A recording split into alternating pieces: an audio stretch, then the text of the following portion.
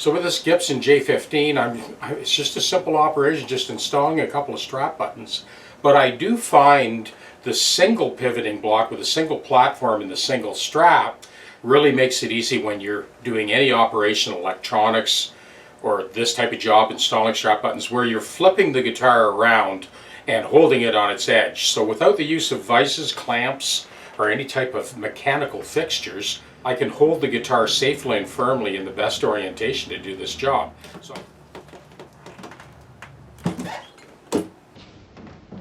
for anyone who has worked on guitars for any length of time, they find out pretty quickly that this basic orientation is by far the most common when you're working on a guitar. When the guitar is in this position, I can work on the bridge, the frets, the nut, machine heads. And this single block, what I'll do is I'll tighten it down initially and then just back it off a little bit so that it is just loose enough to allow me to flip the guitar on its edge, and then I cinch it down. This is definitely one of the advantages of the XLT, is its versatility when sort of flipping guitars around. Even Strats and Tellies, I can flip them up on their edge and feed the strings through the back. If I'm changing machine heads, I'll lift that platform and then I drop the neck platform, and that puts the headstock kind of in the center of my chest. The other thing that I often use is to just be able to put like the guitar face down. The void between those splayed rails allows the strings and the bridge to be put face down. This new portable design with the tech deck built into a case leaves, as you can see, tons of room for tools.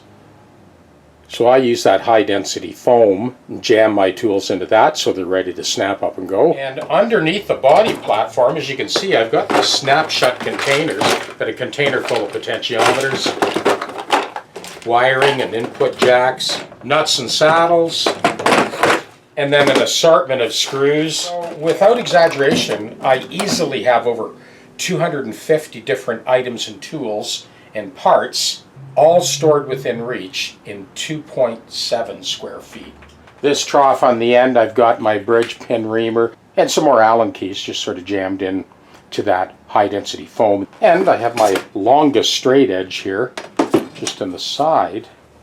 Well, this Martin guitar with a split on the bass side from just past the waist almost right to the tail block is another good example of a guitar that needed to be flipped.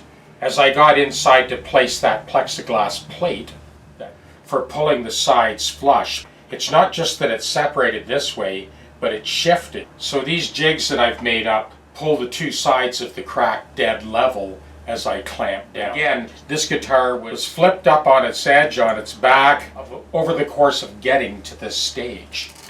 You can see this is on the GPS unit because of the fact that it's getting complete refret, neck reset, fingerboard correction. The longer neck support with two blocks pivots, finds its center, and then these blocks spread to control the flex of the neck as we level it along its length. So this is a universal neck support with the sliding V blocks that encourage the neck to just fall to center. So this is the GPS unit again, and it's another example of sort of holding the guitar horizontal as I heat up that monstrosity of a bridge to get it off. We have these two Martins on the go, and I'm taking this opportunity to sort of explain the two different workstations as I work on these guitars.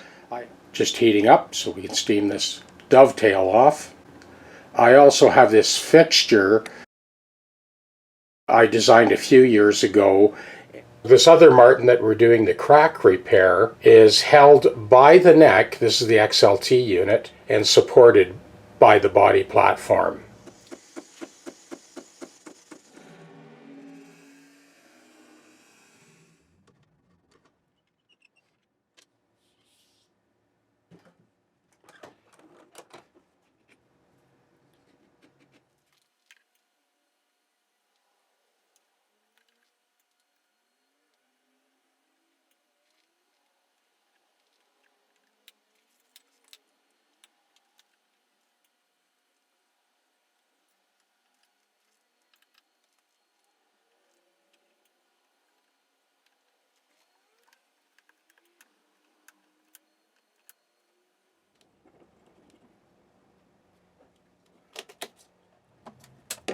So that's the Lexan backer plate that I heated up with a hairdryer and bent and fitted into place to ensure that both sides of the crack were flush. So the other thing about the sort of orientation of the guitar while you're working on it, I like the fact that the whole thing is elevated for eyeing the neck. The sight lines are awesome. We've got the perfect amount of relief for filing out the nut, for doing all the final tweaks on the nut, for the height adjustment, and for the values for the intonated nut. So with the GPS unit, this is the regular neck assembly. These are the two regular blocks.